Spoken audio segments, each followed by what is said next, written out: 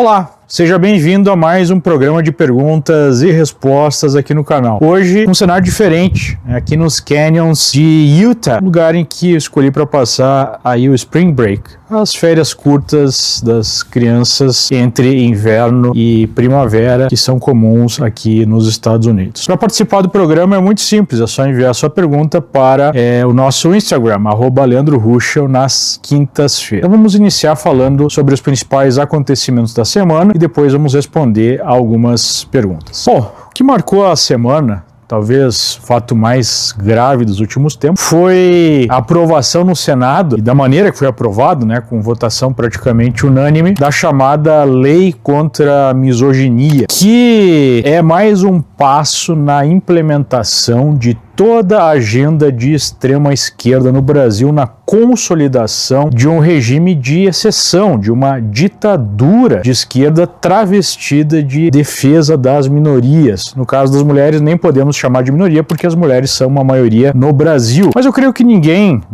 pode ser contra o combate à misoginia, que seria o ódio contra as mulheres. Mas não se trata disso. Se trata de uma agenda implementada há muito tempo de identitarismo, que é o grande cavalo de batalha da esquerda nas últimas décadas na guerra cultural. Ou seja, você muda aquela lógica marxista de proletários contra burgueses, aquela lógica original que não deu certo para a esquerda, e transforma a luta de classes numa luta de grupos minoritários que seriam oprimidos contra os supostos opressores. Então você tem, por exemplo, negros, mulheres, homossexuais, que seriam então as vítimas da sociedade e que precisariam ser protegidas contra basicamente o homem branco heterossexual, numa sociedade patriarcal que seria opressiva. Tudo isso é uma grande balela, uma grande mentira. Na verdade, foi nessa sociedade que a esquerda chama de opressiva, de patriarcal, que as pessoas alcançaram o maior nível de direitos fundamentais. E o principal direito que nós temos como cidadãos numa sociedade livre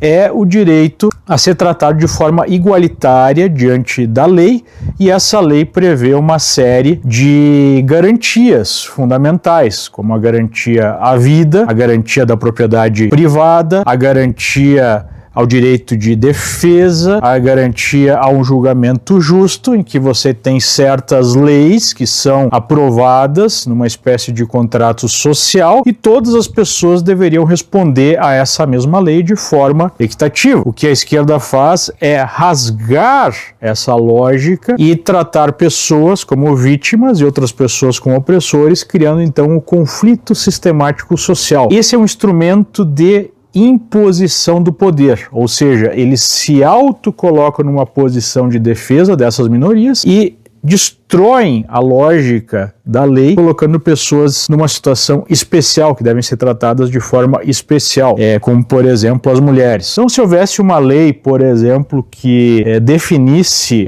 o ódio contra qualquer pessoa pelo seu sexo como algo ilegal, não teria o que reclamar. Só que não é o que acontece. Nesse caso específico, a mulher é tratada como um ente a ser defendido, como um ente frágil, e o homem é tratado então como vilão. Se desenvolve, se impõe, se incentiva até o ódio contra os homens, da mesma maneira que se incentiva o ódio contra os brancos, da mesma maneira que se incentiva o ódio contra os heterossexuais, e a justificativa para isso seria uma reparação histórica, uma mudança fundamental na forma que a sociedade está estruturada, porque essa forma seria uma forma injusta. Isso vai produzir o inverso daquilo que está sendo buscado, pelo menos está sendo buscado de forma aberta, porque o que está sendo buscado de fato é o conflito entre as pessoas pelo seu sexo, pelo seu comportamento sexual, pela sua cor de pele, porque é através da destruição da sociedade nesse conflito que a esquerda impõe o seu poder. É uma forma de ditadura velada. Você dá uma série de direitos para as pessoas que, na verdade, não são direitos. São instrumentos para você punir qualquer pessoa que seja contra esse novo mundo que a esquerda quer montar. E as mulheres são prejudicadas nesse novo mundo. Por exemplo, no novo mundo da esquerda, não existem criminosos, existem vítimas da sociedade. A partir do momento que eles operam para desencarcerar as pessoas, os presos, em massa, você coloca nas ruas pessoas que são efetivamente perigosas para as mulheres.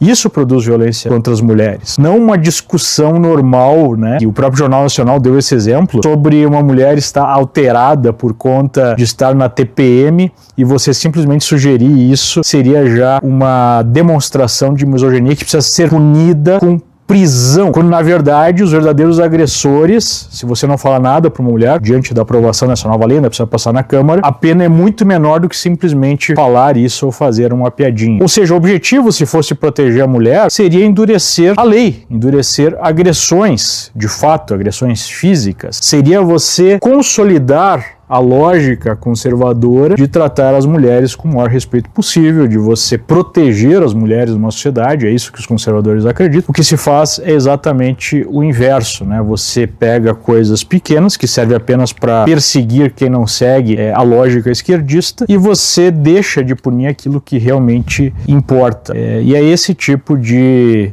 destruição do tecido social que a esquerda busca. E é uma tragédia que nós tenhamos pessoas que supostamente são conservadoras votando a favor disso. Inclusive é o próprio Flávio Bolsonaro, que se argumenta que fez um cálculo eleitoral porque as mulheres hoje formam uma base, né, de eleitores, inclusive uma base maior do que a de homens, e votar contra isso seria um tiro no pé do ponto de vista eleitoral. Mas isso não é verdade, né? Muitas mulheres, quantidade significativa de mulheres, sabem que isso não passa de um truque e que no final das contas é muito negativo para as mulheres. Num outro exemplo, num quadro, acho que foi na Band, se explicou que interromper uma mulher numa reunião de trabalho já seria considerado misoginia e seria então passível de prisão de até 5 anos. Ou seja, as empresas iriam passar a pensar 2, 3 vezes antes de contratar mulheres, novamente prejudicando as mulheres. Então eu considero isso um verdadeiro desastre e apenas consolida o Brasil como um dos países um dos únicos países que a agenda woke ainda avança, né, essa agenda identitária, enquanto em outros lugares, como mesmo aqui nos Estados Unidos, essa agenda perde tração, já está sendo questionada, está sendo modificada. Então o Brasil avança a passos largos em nome de uma ditadura de esquerda travestida de defesa de direitos. Um outro momento importante aí da semana foi o show de horrores, mais uma vez, do Supremo, em que nós tivemos o ministro André Mendonça dando uma decisão liminar que garantia a continuidade da CPI do roubo dos velhinhos, né, do roubo no INSS, e essa decisão foi revertida pelo plenário do Supremo, com 8 ministros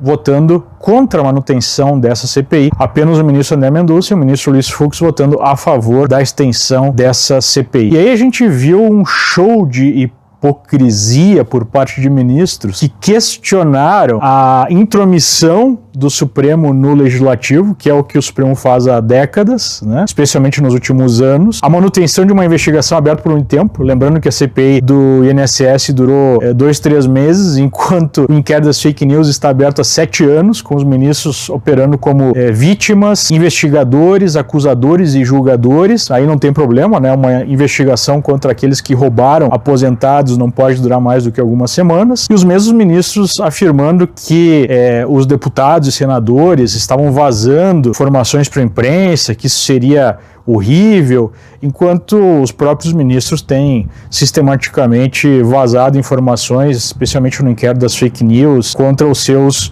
opositores também de forma sistemática, né? Então eles usam todos os argumentos, inclusive questionando o vazamento de dados deles mesmos. Nós não podemos esquecer que foi através da CPI que nós ficamos sabendo da conversa entre o Vorcaro e um número de telefone do Supremo, que tudo indica que é do ministro Moraes. Naquela conversa conseguiu, né, conseguiu parar, não sabe exatamente o que, porque se usava ali o subterfúgio de mensagens temporárias, e aí a reclamação do vazamento desse tipo de informação. Então o Brasil basicamente assiste um espetáculo grotesco da proteção sistemática aos bandidos que nos assaltam, que assaltaram os aposentados, numa união entre os poderes, entre ministros, entre presidente da Câmara, presidente do Senado, em que é difícil difícil perceber quem não está envolvido em algum tipo de escândalo, seja o escândalo de desvio de recursos do INSS, seja o escândalo do Banco Master, né? Brasília vive uma espécie de festa de desvio de recursos, de corrupção, e aí quando é para investigar esse tipo de coisa, os ministros se unem para barrar qualquer tipo de ação contra os corruptos, enquanto operam com toda a força do Estado para punir qualquer opositor, punir quem questiona esse arranjo de poder. Então é difícil ter alguma expectativa, alguma esperança no Brasil, apesar de nós insistirmos, né, no trabalho aqui de longo prazo. No curto, médio prazo, fica a nítida impressão que está tudo dominado, que os piores brasileiros estão no poder e que não há a menor perspectiva de mudança.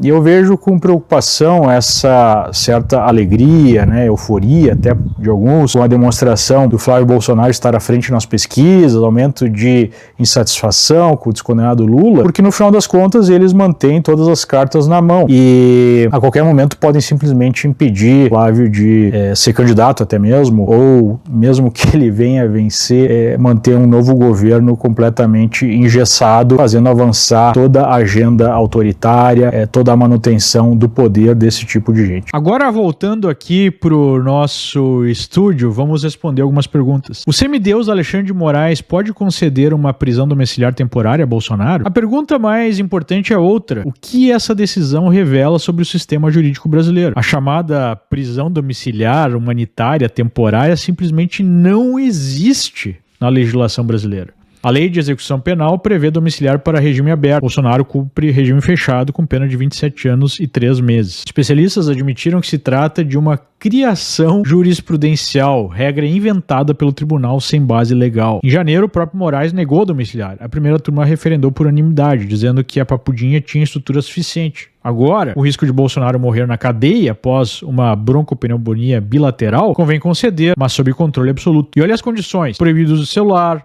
telefone ou qualquer outro meio de comunicação, proibido acesso a redes sociais, inclusive por terceiros, proibido de gravar vídeos. Os filhos que não moram com ele só podem visitá-lo às quartas e sábados, em janelas de 2 horas. Manifestações proibidas no raio de 1 quilômetro. Drones proibidos no raio de 100 metros. Autorização para abatê-los. Tornozeleira eletrônica. Qualquer descumprimento, retorno imediato à cadeia. Moraes transformou a casa de Bolsonaro numa extensão da prisão. A decisão não é humanitária, é estratégica. O objetivo é evitar que Bolsonaro morra sob custódia do Estado, o que seria uma catástrofe política para o regime, e ao mesmo tempo manter o controle total sobre o principal líder da oposição, suas falas, sua comunicação, sua articulação política, sua influência nas eleições. Enquanto isso, o inquérito das fake news segue aberto há mais de 7 anos, sem prazo, sem fato determinado, com os ministros atuando como vítimas, investigadores e julgadores ao mesmo tempo. Para os amigos, tudo. Para os opositores, a lei inventada na hora. Isso é o que acontece numa ditadura, não numa democracia. Como funciona em relação ao INSS? O Mendonça ainda tem ações para fazer ou já acabou? Bom, o que acabou, né, o que o Supremo colocou uma pedra em cima para alívio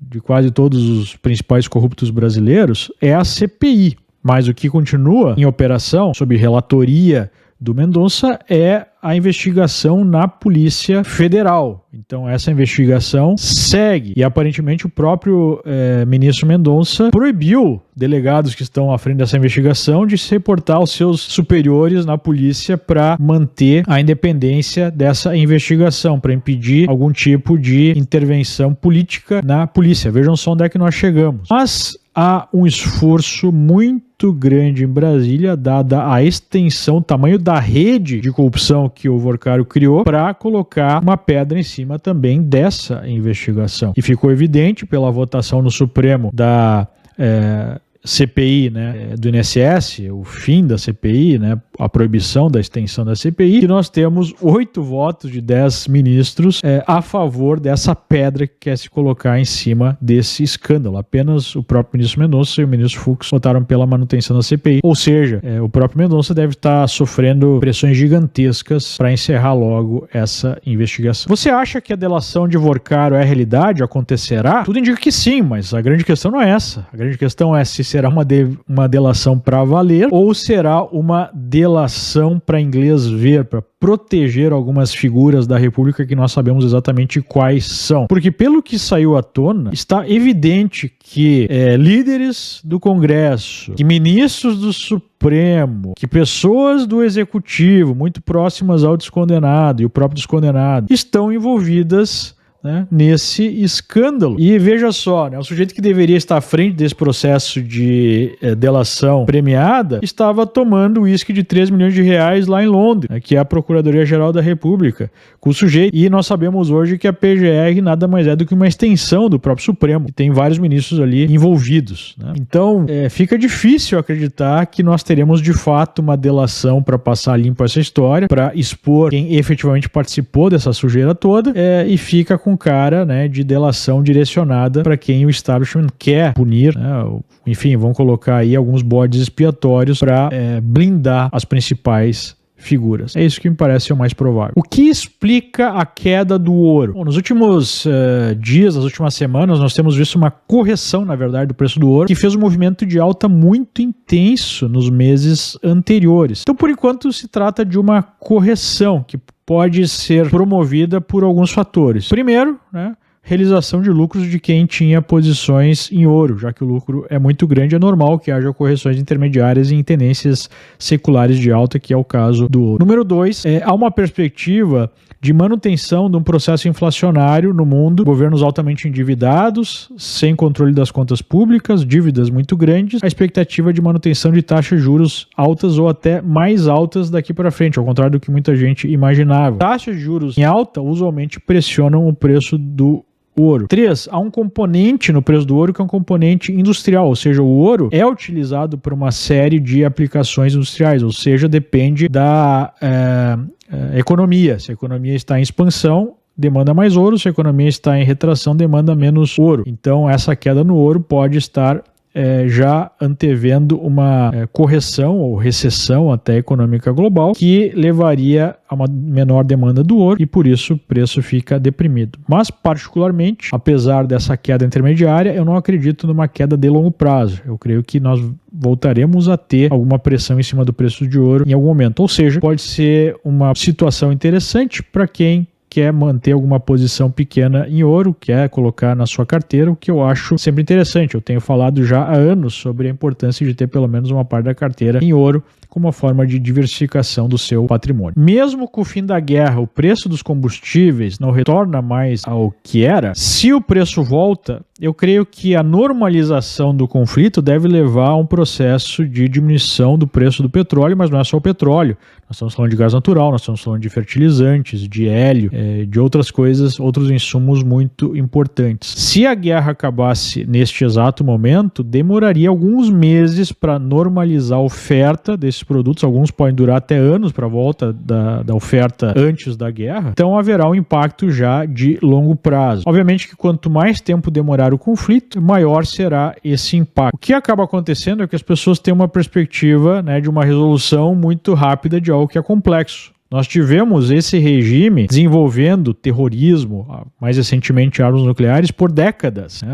Temos que lembrar que a revolução aí tem quase 50 anos de idade, com a demonstração clara de objetivo de acabar, né, de destruir Israel e o Ocidente. Lembrando que os iranianos, o regime pelo menos, chamam o Israel do pequeno Satã e os Estados Unidos como o grande Satã. Isso explica porque há uma verdadeira avalanche de oposição a esse conflito e até mesmo de alinhamento com os ayatolás que esmagam a própria população. Recentemente mataram de 30 a 40 mil pessoas, cidadãos próprios que se manifestavam contra um regime tirânico. Então a esquerda prefere se aliar a esse tipo de regime e criticar sistematicamente Trump do que apoiar uma operação militar contra esse regime para acabar com uma ameaça nuclear que é uma ameaça real. Olhando assim pelo ponto de vista militar, a guerra evolui bem para o Ocidente, para os Estados Unidos, para Israel. Há sim uma diminuição sistemática de força do regime, especialmente força militar, mas eles têm meios ainda de manter o Estreito de Hormuz fechado, como se diz, porque eles ainda têm, né, acesso a mísseis, drones, e A operação dos Houthis lá no Iêmen mostra que você não precisa ter uma grande capacidade militar para conseguir fazer isso. Então isso vai exigir talvez algum tipo de intervenção direta, né, com boots on the ground em algumas ilhas ali de Hormuz.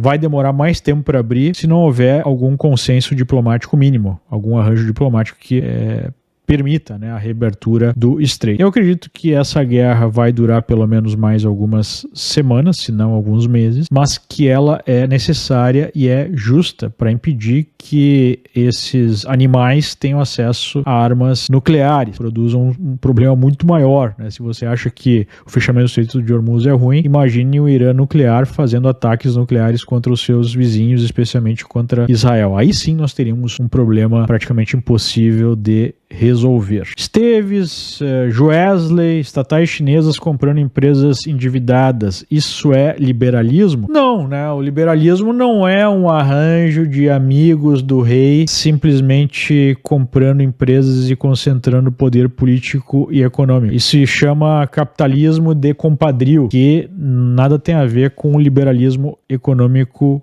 clássico, né? No liberalismo econômico clássico você tem grupos competindo de maneira mais aberta e não sendo defendidos pelo Estado, pelo grupo que está no poder, pelos grupos de amigos no poder, e muito menos, né, grupos empresariais controlando o poder através da corrupção.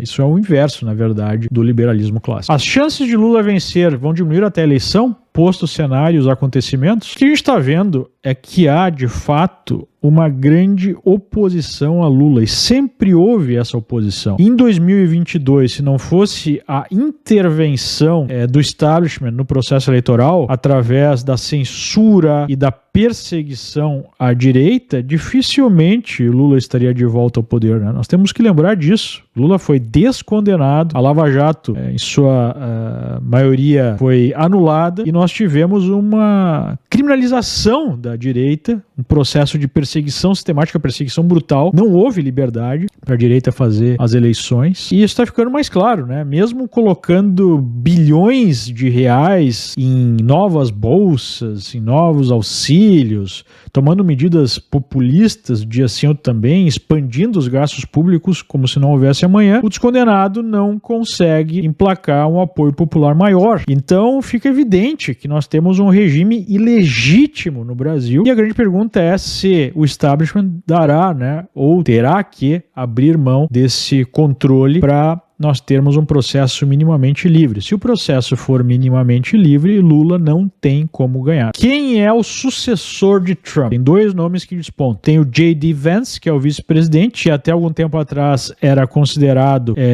o principal, né, nome para a sucessão de Trump, mas agora, nos últimos meses, especialmente nas últimas semanas, cresceu muito o nome do Marco Rubio, que é o secretário de Estado, que tem feito uma ótima gestão. Talvez seja o secretário mais consistente aí do Trump. Então, nas casas de apostas, o nome dele cresceu, enquanto o nome do J.D. Vance diminuiu um pouco, né, o seu favoritismo. Ainda falta bastante tempo, nós teremos as midterms esse ano, teremos mais 2 anos após isso, então acho que é muito cedo para dizer quem será o sucessor, mas esses são os dois principais nomes. A possibilidade da direita, de verdade, entre aspas, fazer maioria no Congresso é real? Olha, a possibilidade de nominalmente nós termos uma maioria de direita é até real, mas o que isso significa na prática é que é a grande questão. Nós vimos recentemente nenhum senador de direita votando contra esse desastre da lei anti-misoginia, né, supostamente anti-misoginia, e nós temos ainda o establishment controlando as cartas, controlando inclusive os próprios senadores e deputados de direita. Quem não reza a cartilha, quem não atua conforme o establishment quer, e o principal instrumento do establishment para impor a censura, o controle dos parlamentares é o Supremo. Quem não reza conforme a cartilha acaba sendo censurado, acaba sendo perseguido, né, ou coisa pior. Então, enquanto isso estiver em vigência, nós não podemos acreditar que simplesmente eleger deputados e senadores supostamente de direita garantirá o fim do regime de exceção no Brasil, garantirá que nós tenhamos de fato a capacidade de impor uma agenda de direita. Nem mesmo elegendo um presidente isso foi possível, né?